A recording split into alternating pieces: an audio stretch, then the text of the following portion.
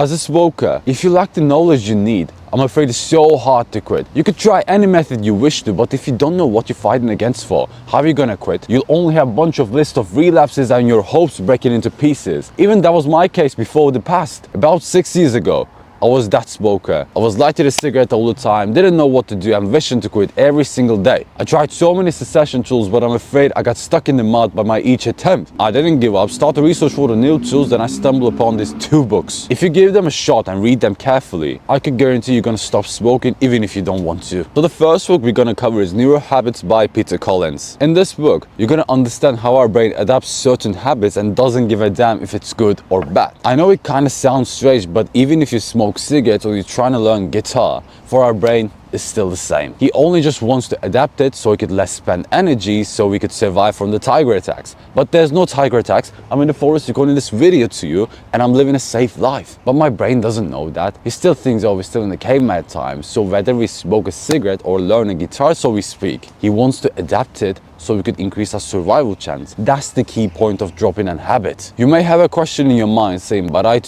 don't think cigarettes increase my survival chance. Yes, that's the case. We think that's logically, we know the truth so well, but our subconscious mind doesn't know that. And that's where the game starts. If we change the subconscious mind beliefs and say, look, it's not increasing our survival chance, stop doing that. You're gonna feel like we're dropping cigarettes like a shift and have no reason to go back to this habit. As an action step, I want you to think about excuses you got towards the cigarettes. This could be mean, oh, it makes me relax, or I think I'm cool when I'm smoking. Once you have these thoughts in your mind, I want you to get in front of this camera like I'm doing right now and light a cigarette. To fully break away from this bad habit, we have to know and exactly see with our bare eyes what it's causing to us. Once you made that video, you're gonna handle the 50% of quitting smoking. So what's the rest 50%? Educating ourselves more on this topic. So here's the second book we're gonna cover is The Craving Mind by Judson River. Judson covered a lot of addictions in this book and you can't help yourself to find linking dots with cigarettes. He opened his first clinic as a psychiatrist, doesn't know what he's doing, and he had so many patients filled in this room about smoking. And I want you to take a note.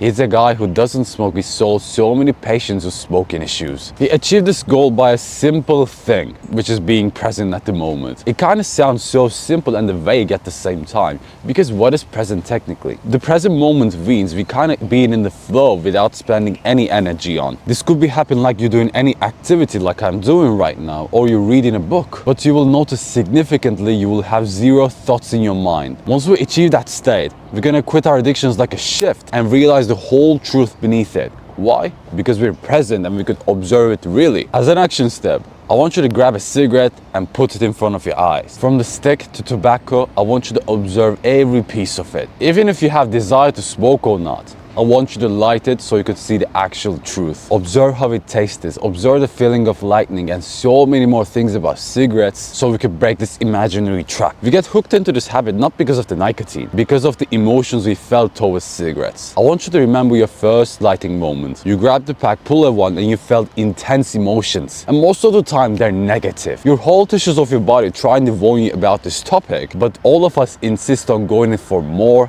and more. Then once we realize we become addicted, it was too late. Like the tobacco company's wish, we make our first attempt to quit without any plan at all, so we could fail in this journey and become addicted by our emotions and excuses. That's why I give those 2 action steps to you, so you could break the excuses that tobacco companies set and educate yourself on this topic so you could quit without any pain at all. Now you know every knowledge you need to quit smoking. And if you want to start your journey now, there's a link in the description to book a call with me so we could handle the situation together. This is I2 and I know you're gonna make it.